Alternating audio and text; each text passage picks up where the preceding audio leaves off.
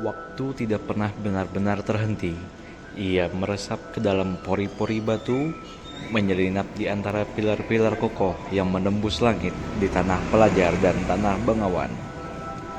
Sebongkah keindahan budaya di kota ini dapat kita jumpai dalam estetika arsitektur bangunan rumah ibadah.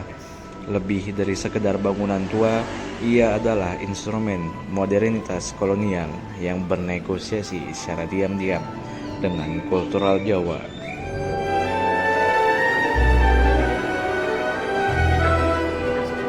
Dari GPIB Marga Mulia di Yogyakarta yang menyimpan memori arsitektur masa lalu hingga Gereja Paroki Santo Antonius di Surakarta yang berdiri sebagai penanda spasial hegemoni dan teologi. Bangunan-bangunan sakral ini adalah monumen bisu. Mereka merekam bagaimana kuasa politik, doktrin iman, dan adaptasi iklim tropis dilebur ke dalam tata ruang. Di bawah bayang-bayang bangunan ini, kita tidak hanya melacak jejak rancang bangun masa kolonial. Kita sedang membongkar lapisan-lapisan sejarah tentang bagaimana sebuah ruang suci diintervensi oleh kekuasaan, direkonstruksi oleh zaman, dan pada akhirnya dihidupi oleh masyarakatnya.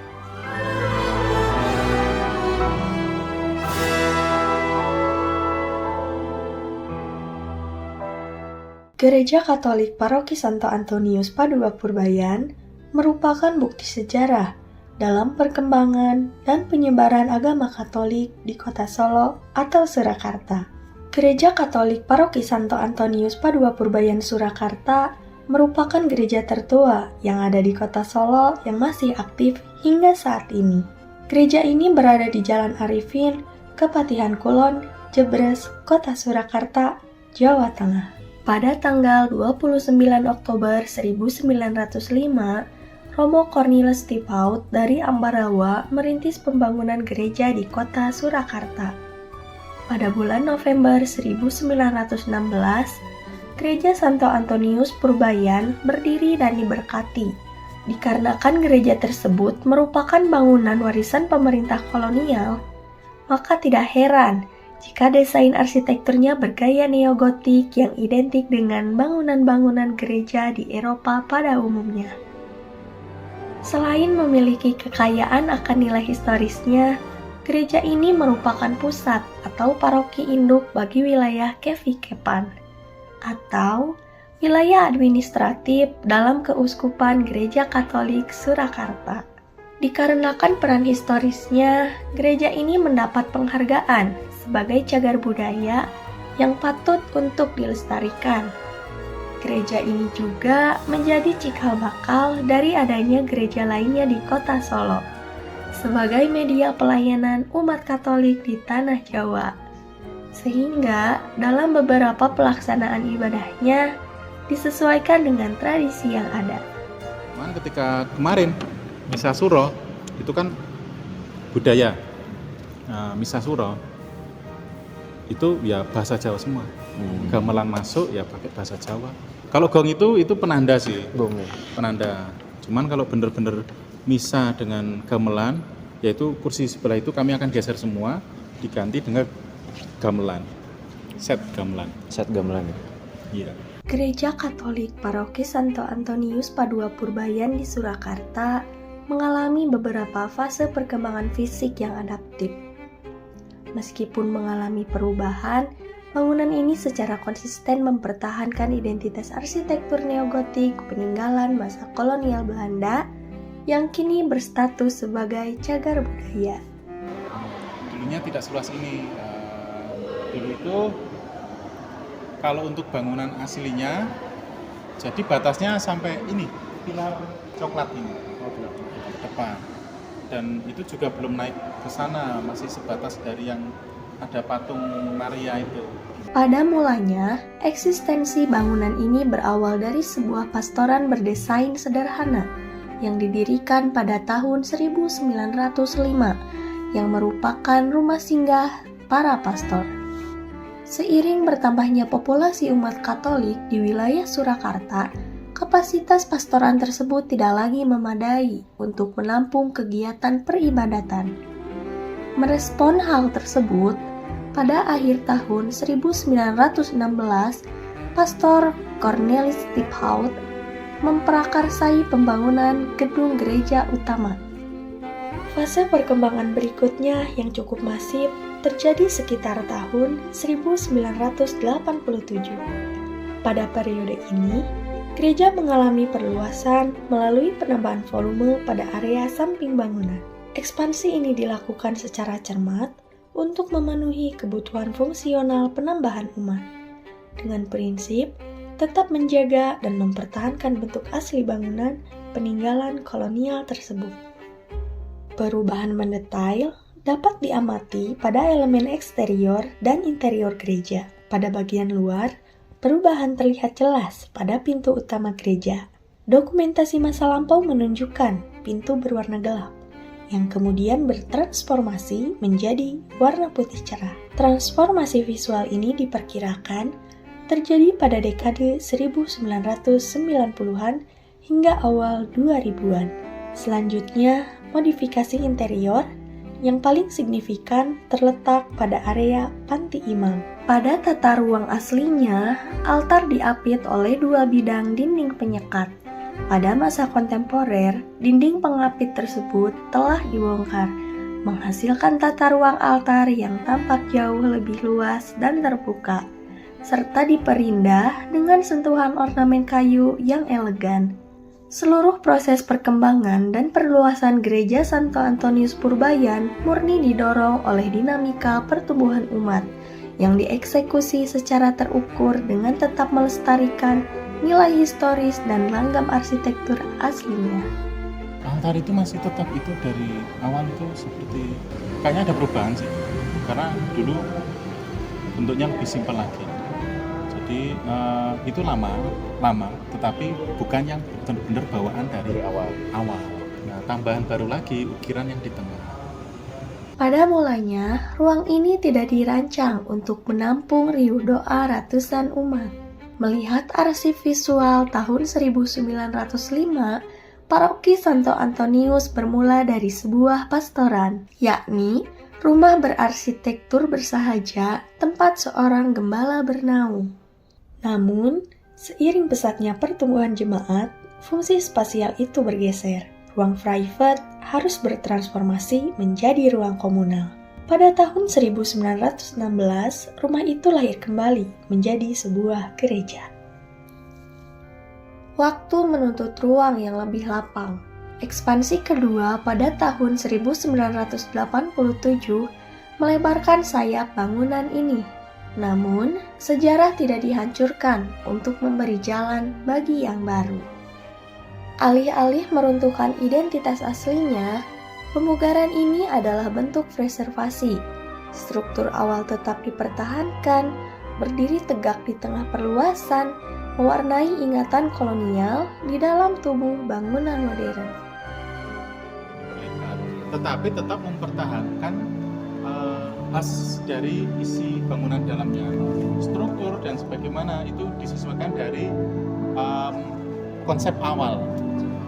Jadi kalau teman-teman mahasiswa lihat secara sekilas, ini memang kayak ya sudah dari awal seperti ini, tapi sebenarnya ini perluasan dan gayanya memang gaya Eropa abad pertengahan. Ini masih dipengaruhi oleh masa-masa sisa-sisa Renaissance. Perubahan tidak hanya terjadi pada struktur, tetapi juga pada material penyusunannya. Pintu-pintu yang tadinya gelap berganti rupa menjadi putih di ambang milenium baru. Di ruang utama, altar perlahan meluas, merengkuh kehangatan ornamen kayu. Sebuah bangunan tidak pernah lahir dengan sendirinya. Ia adalah titik henti dari sebuah perjalanan panjang. Pada tahun 1916, melalui prakarsa Romo Cornelis Stiphout, seorang visi arsitektur Eropa menjejakkan kakinya di jantung Surakarta. membawa misi iman yang memantik gelombang mobilitas umat berdekade-dekade lamanya. John Uri pernah mengingatkan, mobilitas manusia tidak pernah murni hanya membawa raga. Para misionaris Jesuit yang tiba di Tanah Jawa membawa serta sistem nilai, estetika, dan gagasan material di dalam benak mereka. Ide-ide itu kemudian mengkristal, menjadi eksterior bersiluet neogotik yang gagah, namun melembut di bagian dalam melalui sapuan gaya New Bond. Ini bukan sekedar invasi bentuk, melainkan persilangan budaya yang ditata ke dalam dinding sakral.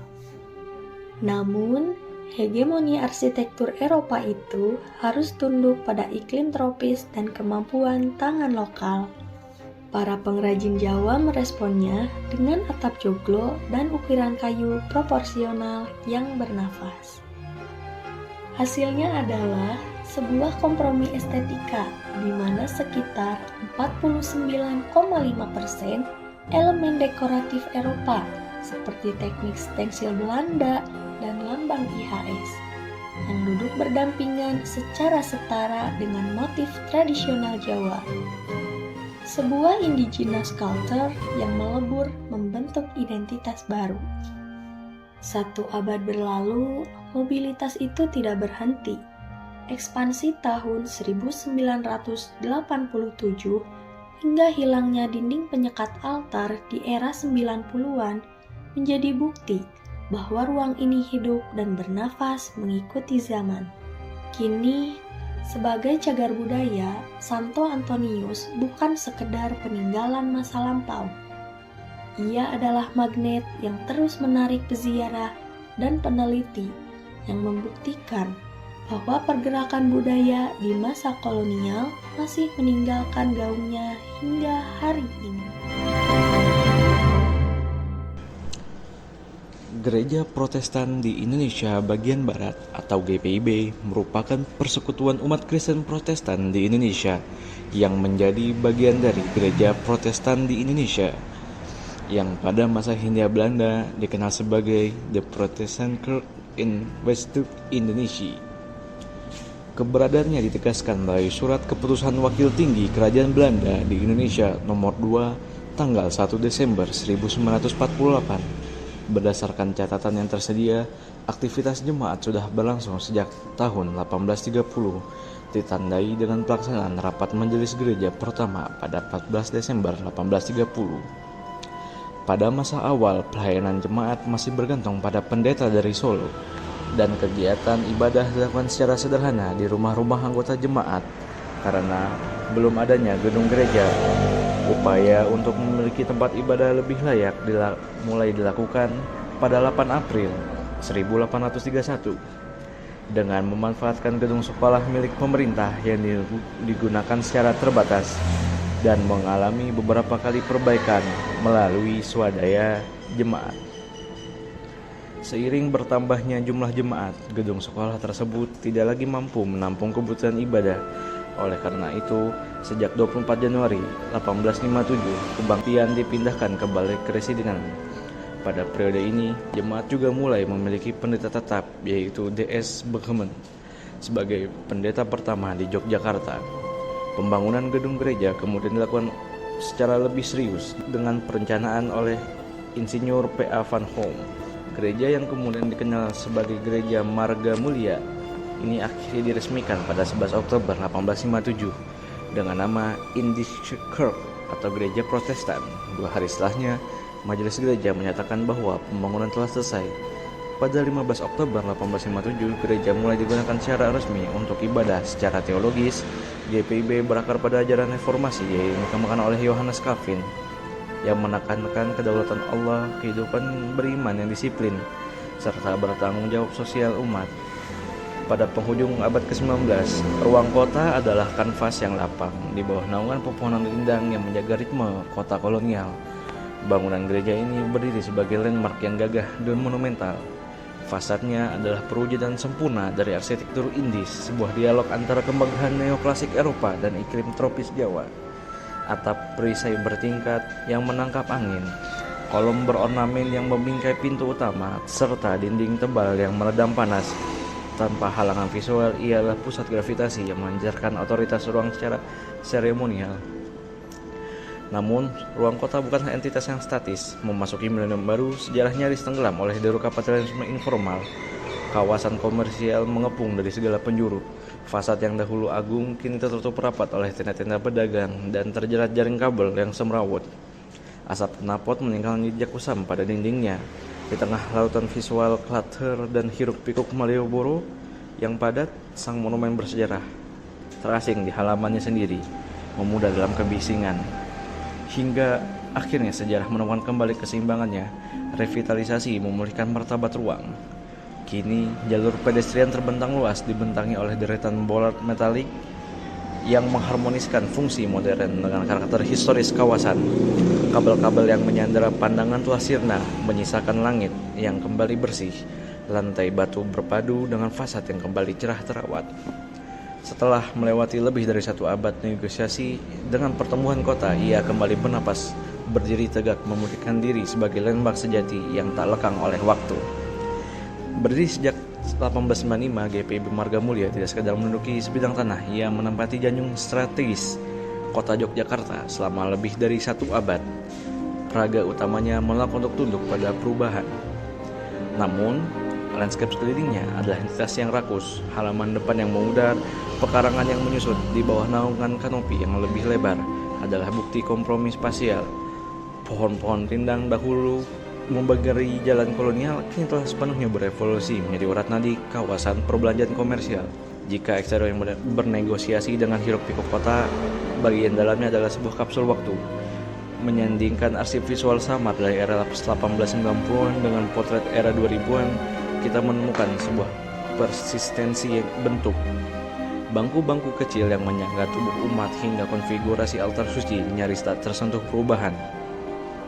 Ini bukanlah kebetulan, melainkan sebuah resistensi sadar untuk merawat keaslian dan menjaga roh bangunan agar tetap otentik di tengah gempuran modernitas. Namun, dalam setiap penulisan sejarah, kita perlu dihadapkan pada batas-batas literatur. Bangunan yang berdiri pada 1895 ini menyimpan sebuah teka-teki catatan sejarah, menyebutkan adanya guncangan gempa tektonik yang hebat pada 1867 yang melantahkan sebagian kota. Apakah bangunan kita lihat saat ini adalah struktur yang sama persis dengan yang berdiri sebelum gempa? Ketiadaan dokumentasi visual antara 1867 hingga 1895 menciptakan sebuah ruang kosong, sebuah patahan arsip yang membuat kita tidak bisa melakukan perbandingan arsitektur, menyisakan misteri yang terkubur bersama puing-puing masa lalu. Pada mulanya, persekutuan adalah sebuah pengembaraan di abad ke-9. Lantunan doa di tanah koloni berpindah ke satu atap ke atap lainnya di rumah jemaat hingga balik residenan. Sebuah mobilitas sosial yang belum menemukan sauhnya. John Urey meyakini segala barang bergerak selalu mengisyaratkan sesuatu yang diam. Pembangunan gedung ini pada pertengahan abad ke-19 adalah kristalisasi dari kebutuhan itu. Sebuah infrastruktur tak bergerak yang menjadi menstabilkan rutinitas umat sekaligus menjadi monumen yang merawat ingatan identitas Eropa di tanah rantau. Namun, pengetahuan dan gagasan arsitektur yang menyeberangi samudera tidak bisa sekedar diimpor mentah-mentah. Gaya bangunan barat ini harus bersedia turun dan berjabat tangan dengan alam lokal. Fasad simetris, altar dan lelur kain di atap adalah material yang bergerak. Saat tiba di Hindia Belanda, simbol-simbol Eropa ini mengalami migrasi simbolik, beralkulturasi dengan kayu jati Nusantara dan bukaan jendela raksasa, menghasilkan gaya arsitektur Indis yang membumi, sebuah kompromi spasial agar modernisasi tidak menggilas memori historis masyarakat lokal yang dihidupinya. Hari ini, tantangan bagi ruang sakral ini telah berubah rupa. Kota modern melahirkan apa yang disebut Gothic sebagai blaze attitude, yakni sikap acuh tak acuh manusia di tengah bising dan padatnya laju urban. Disinilah arsitektur mengambil alih peran sebagai pelindung kewarasan. Tata ruang GPIB Marga Mulia dirancang untuk memutus kebisingan sirkulasi Yogyakarta. Ketika jemaat melangkah masuk, arsitektur ini memaksa mereka menanggalkan keterasingan kota, menghadirkan interaksi fiksi yang intim dan otentik. Nah, bahkan ketika layar gawai perlahan mengaburkan batas kehadiran fisik manusia masa kini, ruang ini tetap bertahan, bertransformasi menjadi infrastruktur hibrida yang merawat keintiman sensori manusia. Sebuah kehangatan persekutuan yang takkan pernah bisa digantikan oleh mesin. Pada akhirnya, Gereja Paroki Santo Antonius di Solo dan GPIB Margamula di Yogyakarta bukanlah sekedar artefak bisu yang terperangkap oleh masa koloni. Pada akhirnya, Gereja Paroki Santo Antonius di Solo dan GPIB Margamulia di Yogyakarta bukanlah sekedar artefak bisu yang terperangkap di masa kolonial. Mereka adalah saksi hidup dari teka-teki sejarah yang terus bernapas melawan waktu. Bagi Anda, para penjelajah sejati yang mendambakan keaslian budaya dan para pencari makna yang tidak sekedar puas dengan keindahan di permukaan, ruang-ruang sakral ini memanggil Anda. Di balik setiap inci jendela kaca patri yang menembuskan cahaya, dan di balik tebalnya dinding bata yang meredam kebisingan kota, tersimpan pengalaman implisit yang menunggu untuk diselam. Datanglah, bukan sekedar untuk melihat bangunan tua, melainkan untuk membaca narasi kompromi, merasakan kedamaian spiritual, dan merangkai kembali pecahan sejarah yang hilang. Karena pada akhirnya, sejarah yang sesungguhnya tidak hanya tertinggal di dalam teks, tetapi hidup di dalam diri mereka yang mau melangkah dan memaknainya.